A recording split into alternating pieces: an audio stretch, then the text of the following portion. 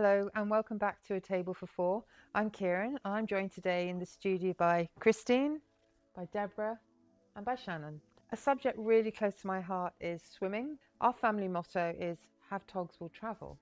And this is inspired by the fact we were dragged to the west of Ireland in our early years, and the moment we got on the boat we put our swimming togs on, so that when we arrived at our destination we had our togs on and we just jumped into the swimming pool. And so it became a bit of a joke, have togs will travel, and we've passed that on to our family, to our children, our children's children. But I decided to turn it into a little project as a little kind of memory of that. But it's also inspired the old-fashioned drawstring swimming bag. Here I've got a beautiful 1940s original swimsuit.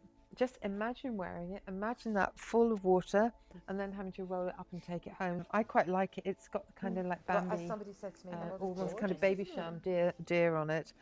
So I came up with an idea to create a little bag that had a little bit of reference to the past, slightly nostalgic, thank you Deborah, but also practical. So I came up with a dry liner bag like this. It's really simple, drawstring, and I've just used up 2 different types of fabric. It's a beautiful cotton, but it's lined with a material, and if you actually feel that, that's quite soft. Don't know whether you want to feel that as well.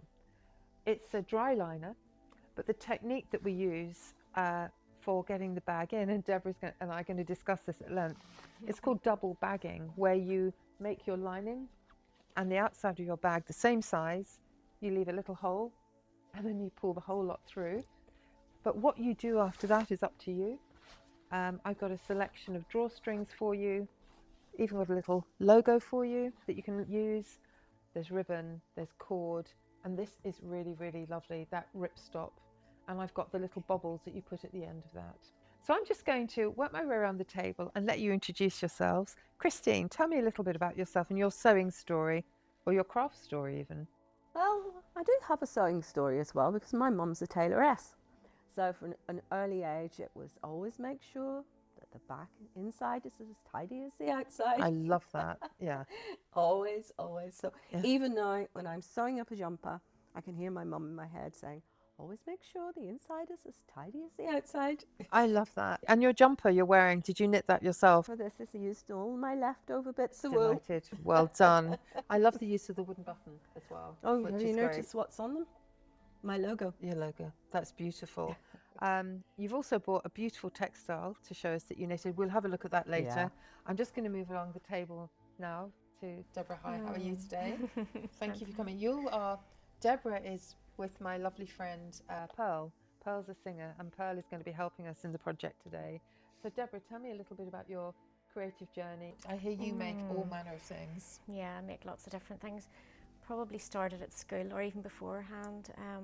My granny was a knitter, my mum was always sewing, and so I would have sort of copied her and got things, so projects on the go, and started making some clothes just for myself. And then I do all my own sewing at home for curtains and cushions. And I saw some of your work recently. I saw a table that you had decoupage that was phenomenal. Like craft work as well, crafts. Yeah. Absolutely beautiful. Deborah's actually been my kind of trial for this program, and I'm delighted to see the results. And before we look at that, I'm going to move on to the lovely Shannon. Shannon, thank you so much for coming in today.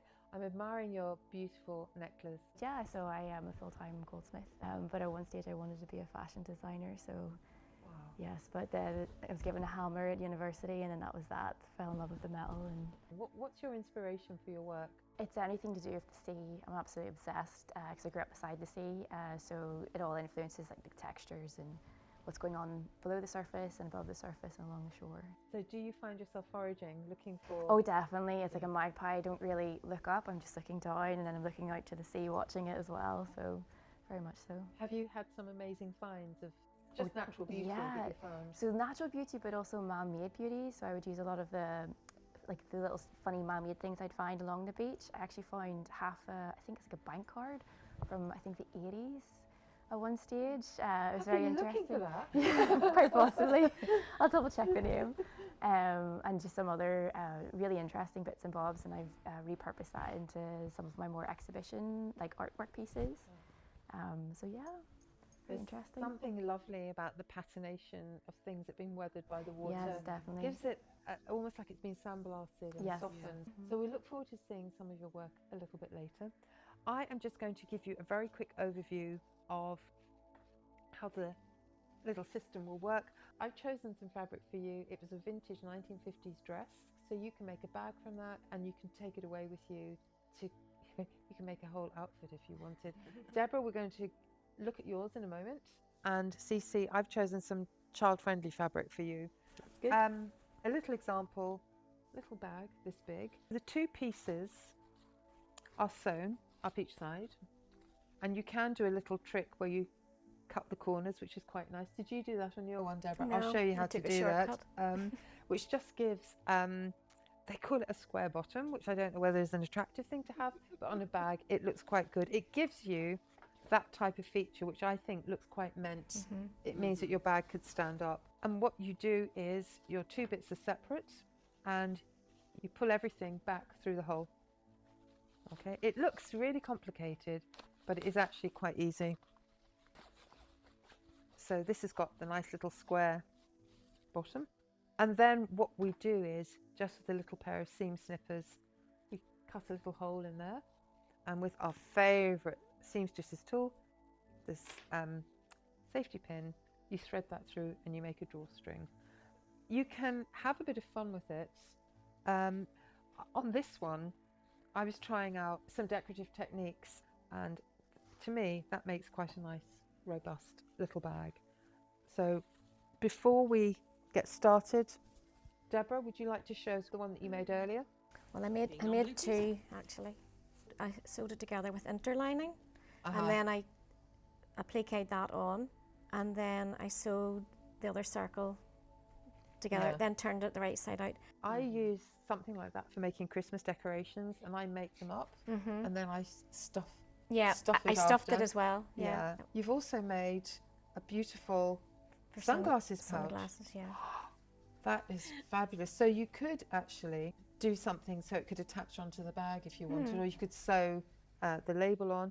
Now, you don't have to use the label. This is my family motto. I don't want to force you, but it kind of carries a project through. So we're going to move everything forward. Okay. Deborah and I will help you with yours, and then you might want to add a trim. You might want to use all sorts of bits and pieces. We've got these little things that you can put at the end of the bag. But then, and I'm thinking of your bag, I found these, and these are 1950s rattan handles that you can just make a simple bag and then tie them on. But you might want to do that with your leftover fabric. So you'll get a set of those to take home with you. In fact, you all will.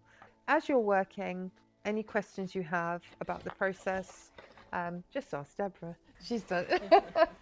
And I just wondered, would you like to use denim on the back of yours? Or did you want to make it all out of the same fabric? I think even the denim, because it's maybe a bit more durable that way, because if it's going to the beach, it's got to put up with a lot. So Exactly. Maybe. And for a guideline, if you're cutting anything, that's your size. So I'll give you that. And we'll get started here. So this is our size. Would you like to go a bit bigger, or are you happy with that? No, I think that's, I mean, it's for a 6-year-old, so Yeah. that's probably big enough, isn't it? That makes it a little bit easier for sewing. Yeah. So what I would do, and I'll let you do this, is cut Right, okay. there. Yeah. So when Deborah's going to sew, I would start about there. So when Deborah's sewing it, she'll just give you quite a small seam. Right, okay. Okay. Shall I move those out of the way? I think so you're so. keeping yours all one colour? Could we have those scissors? Yeah. Of course, yeah. The just other let me scissors, you could see. try those, but I don't think they are our best scissors. May I borrow the cardboard, please, because I can't cut straight. I'm shocked. Did you want a pen and a pencil? Yeah, Thank I'm going to you. draw a line. So this is one of those pass everything along the bus. Well done. No, I like that. I think it's nice actually sewing with each other and helping each other. It's much easier, isn't it? Yeah. That's beautiful fabric, isn't it?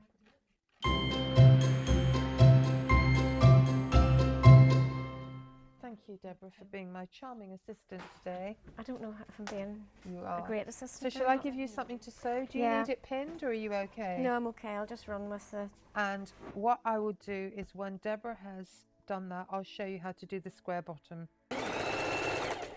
So what I'm going to show you now is quite just a nice little trick, how to do your nice little corners so they can be standing up, and you literally just fold it over and you fold it kind of back on itself. And we're only going to do a tiny one, and ideally you'd be pressing all those seams out. Yeah. But I'm just going to do a thumb width. You want them both to be the same, and then I would give it to Deborah and she will sew across that. Oh, right. Yeah. And sew across, if I put a pin in it, across yeah, that, and it sounds so simple, but it really makes such a difference. You do the same on this side, and then this one you have to do the same, so you kind of pull it out. Yeah. That's So- very clever. It's so small, but it makes such a significant difference, and that creates it's just Square bottom. a square bottom. Do you want me to flatten Yeah, that seam out? can you repeat that on that one, if I'll you see what I try. mean? Where did you study to do your jewellery, Shannon? University of Ulster, so very close to here on York Street. And my specialty was jewellery and silversmithing. So it was very like conceptual theory based. So my work, that's why my work has got such a story behind it. It's not just I make jewellery, I've got a story to tell through the jewellery. Thank you. And what am I sewing now? And This one? if you could do the same on that one, and if you could pass me the big red scissors. So it does sometimes take a bit of trial and error. This bit you're going to think isn't going to work. You then chop that off, okay? Right. And you chop that off. So with a stiffer fabric, it's kind of self-supporting. Do you do classes as well, Shannon? Yes, I've done a few like more private workshops for like wedding rings and things like that, which is really, really, really fun. Yeah. You get to like, really know the people, and then I'll be starting courses in the new year, and I honestly am more worried about me being an absolute nerd and just talking away about the tools than actually really getting to teach people, but it'll be really fun. But I think people love that. Yes, I they do, think yeah. anything that shows the tricks of the trade. Yeah, I think a lot of is- people are very interested and want to be more hands-on. What I'm going to show you now is probably quite fundamental. You take your inside out bag, which will be the outside, you place it inside your dry liner bag, okay? And then we will hand that back to Deborah. Would you like a few pins in that before? Yeah, we yeah, sew? just a Lighten it couple. down. Yeah, if you just bit Down a bit. Yeah, that's great. Just a few pins there. You're doing great, Deborah. Do you need to swap or are you happy? Sweat slashing off my. Yes, and could you do a buttonhole and a zip while you're at it? No. No.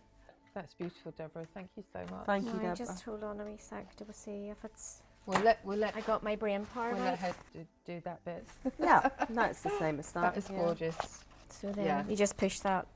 Isn't that right? Yeah, it's not. It'll be in there. It Thank should you. be. It should be on the right So- side. So, So- but what you do is you push this down to come out through that hole. That's it. Once you come out. So this is so it comes out, and then you. That's what I'm saying. When it's a bigger bag, you can have a bigger hole. But Yeah, I you're had not going to- to see that bit. But when I first made this, Deborah, exactly what you did there, you sometimes stop. You were doing it the check. different way around from me. Yeah, but we that's- were, but we got there the Yeah, same yeah, way. yeah. Before we tuck this in, there's just one little tiny job to do, which is just to sew that up.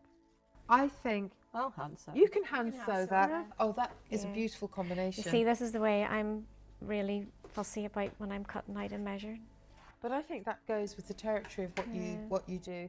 Sometimes when you're working as well with old vintage fabrics, with a contemporary fabric, you can measure the same, but by the time you cut it Well, and work with that's- it, that's what will happen. That's what happened whenever I was doing my bag. When Yeah. you think you cut them the same, and then when you So them what we're going to together, do they're not. here is Christine is going to sew up. I keep calling you Cece, because Oh. Cece is your business. So you show people how to knit, you take knitting and do knitting projects, and Design knitwear. I have a couple of books out. I think knitting has become just such a phenomenal. Do you knit, Deborah? Yeah, She does, yeah. I think I learned to knit when I was about 5. Did you? Yeah. Oh my goodness, I'm such a latecomer. I could never read a pattern. There we go. There we go. I'll let you do that. So perhaps they should do verbal knitting patterns. Could you do one for me, Deborah? I think that would be fabulous. I don't think so, Ciaran. Life's too short, Yeah. isn't it? Well, what I do with my knitting patterns is because so many of my clients are elderly, is I make sure that they're easy to read by putting lots of spaces in between the lines. That's a good idea. I'm just going to go back on this one again. So as machines go, that's pretty quiet. Yes, it is. It's a nice one. That's fabulous. So you've got those two together. So let Shannon put those in. And match up the seams at the side. That's brilliant. Once you've sewn up your sides and you've turned your bag the right way, that's when you do the little piece for the drawstring. And I normally do a little channel, and I've got some little slips here. I'll leave you those. And There we are. thank you. You know how to pull that down Right. and stuff it in. Push it in. That's brilliant. Oh, we almost have a I'm completed just bag using here. this. Push the corner. That's a good idea. I think everybody finds their way of doing that. Let me just show. That's gorgeous.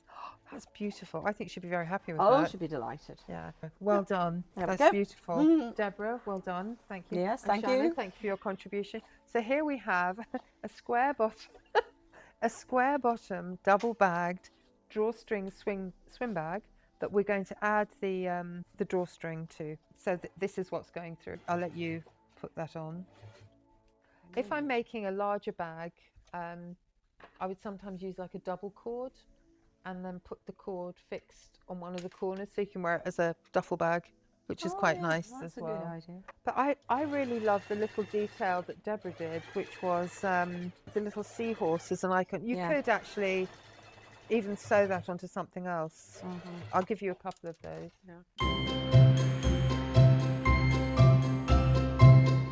So these are fabulous. These came with my sewing machine. I'll do one side and you do the other. You've probably done this. So you literally just will... Just through the top layer. Just through the top layer. Then check to see that your pin will go through. It's a bit tight. That should go through. It should do, shouldn't it? Okay. So you need... What you can do is have one opening, or you can have two. If you have two, it means you can pull both sides. So I'll let you decide. Do you want two? Yeah, I think we'll go for two, won't we? I'll let you do that. Yeah, Okay. I'll do that one. You inspired me. And we've got some vintage pillowcases that my great aunt made with all the lace around the edge. Beautiful. I'm going to make some pyjama cases, That would be lovely. just similar to this. But we were having this discussion recently. What is vintage? Vintage is anything that's 25 years old. And I'm thinking I've got stuff in my collection that's 80 years old. Do you know what colour thread you want to put through the cord? Are you going to go red or... You could go red or yellow. Or there was a cream. Cream with compliments. Yeah. I think would be quite nice. I'm just going to pass that. Maybe go behind. There we go. Thank you. What I like to do when I'm doing a project, probably with you when you're doing your jewellery, is you have a theme for your collection. Yes, yeah. So sometimes that theme, I often find, comes from personal experience.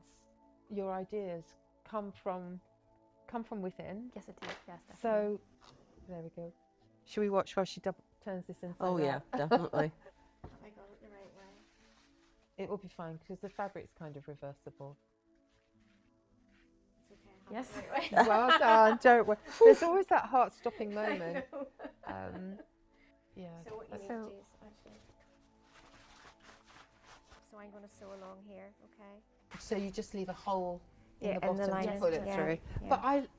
But say you had a fabric where it didn't matter if the stitching was seamed. Say you're working with sacking or denim, Yes, yeah. you know. But I think for product placement for jewellery, to be photographed in its environment is absolutely beautiful. Oh, definitely. It really tells the story. I did take my friends to the beach a couple of years ago, and it was March time, and they were so kind to sit there, and they modelled my jewellery for me. And it Wow. was very cloudy day. It had been raining and things like that, but by the end of it, we definitely had a big, massive coffee to warm up. But it was lovely, and it was really nice to have that background of the sea. While we're here, I'm just going to reach over. I would love to Have a see. wee nosy. I'll let you show us while we're finishing off here. We are coming to the end almost of finishing our bag. Do you want me to have a Give go me for a you? last pull. I'm through. Whereabouts first. are you? You're here. Yeah, So you want to pull this. Oh, you want to go through here now, No, don't you? well, I'm just wondering. Because it won't pull. It won't will I draw go? straight. Oh, right, yeah. I'm So with you want to carry on. Yeah. You can hand stitch any bits where it's come under. Yeah, I'll sort them out. There. Oh, So what you can do is leave some of your excess. Oh, that looks good. We're getting there. Well, the thing you have to remember when you're doing your drawstring. Oh, we're doing a. Can we have a trumpet? You know, Yeah. Did cut the wee corners to get them to... Yeah. Oh, we're not doing a square bottom on this one though. No, are we're we? not. Perfect. We just finished that bit. That's gorgeous. That's rather lovely. That's beautiful. So I think there's a place for the plain bottom or a square bottom or slightly rounded. And other things you can do is you can add pockets. It's much easier. Has that gone through? Yep. Much better. That's great. So if you're tying something through that, you need to be able to get both lots through. If it doesn't go, we'll just tie a knot. You push both of those through. You could try doing it one at a time, then you tie a knot. Right, okay. Okay. Yep, I'll do that. Thank you. So while Deborah's sewing that, I'm just going to have a look at some of your pieces. What's the one with the little yellow handle? Is that a bottle stop? So this is one of my beach finds. And I think it's, do you remember the sweets? And they were like kind of like a hard candy, lollipop-y kind of thing shaped like a gemstone on top. Yeah. So I believe that's what this part's from. And then I hand carved wave, so it's like an actual like wave coming up. Wow. I call this one tontoul, which is it's an Irish way of describing different types of waves in Gaelic. So it basically the waves on top, and for me it's kind of a wee bit the way you see the bottom, like an oil platform, because it's made from plastic. And the whole body of work was looking at what we find like rubbish, but how it could be perceived as like treasure as well. Yeah. So this is one of my pieces. Could I actually have Yeah, a of course, look yeah. at it? It's absolutely beautiful. There's something so lovely about you just want to touch that.